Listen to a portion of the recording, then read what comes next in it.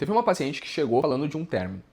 E o que me chamou a atenção não foi o término em si, mas a velocidade da mudança de discurso dela. Na primeira sessão, o ex-namorado era a pessoa mais atenciosa que ela já tinha conhecido. Era o único que tinha entendido ela de verdade. Mas aí, 3 semanas depois, no fim do mesmo processo, o mesmo homem virou. Eu devia ter percebido antes que ele nunca prestou. E, por incrível que pareça, não tinha meio termo. Ou ele era tudo, ou ele era nada. Melanie Klein descreveu esse mecanismo observando bebês décadas atrás.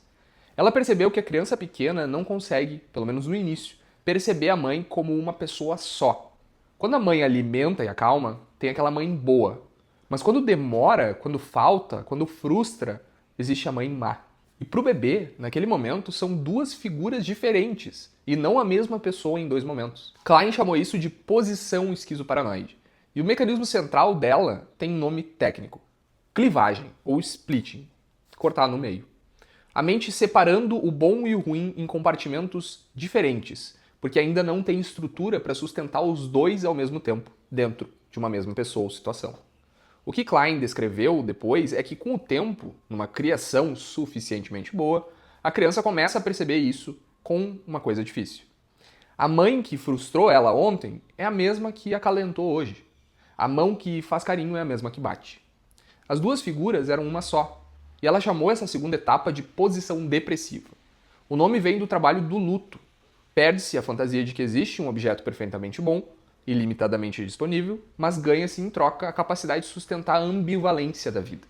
Amar alguém e ao mesmo tempo reconhecer que essa pessoa também frustra, também falha, também decepciona, sem que isso seja motivo para destruir o vínculo. O problema é que ninguém sai da infância com esse trabalho completamente pronto. A clivagem ela continua ao longo da vida e continua disponível como um mecanismo, como um recurso na vida adulta, principalmente quando a gente está sob estresse.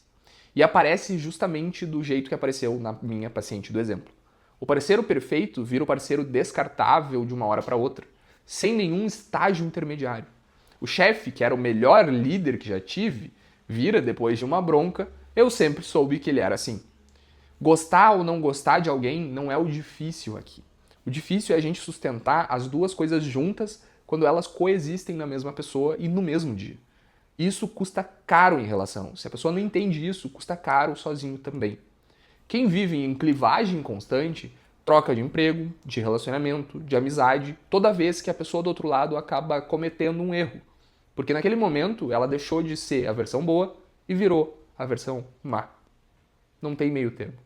E o oposto também acontece. Quem idealiza uma versão positiva tende a ignorar sinais de alerta real, porque reconhecer esse defeito ameaça derrubar a imagem de uma pessoa toda de uma vez só.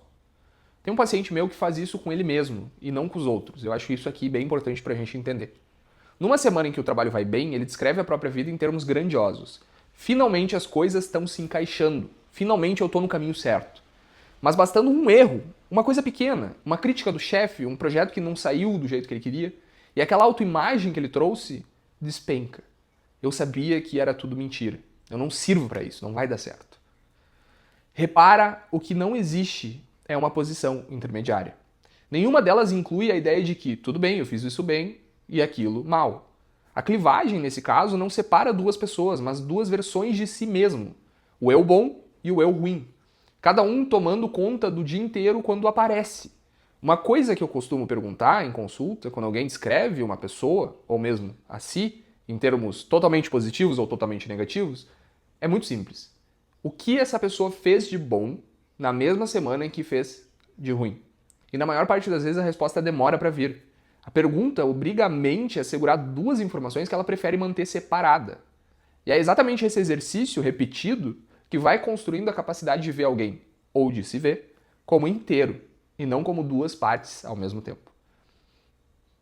Então, em vez de trocar de versão toda vez que algo acontece, tenta entender que tu é os dois ao mesmo tempo. E talvez isso vai te ajudar bastante. Se tu gostou desse vídeo, curte aqui embaixo, seria muito importante para mim se tu se inscrevesse nesse canal. E eu te agradeço por ter assistido. Um grande abraço e até a próxima. Valeu!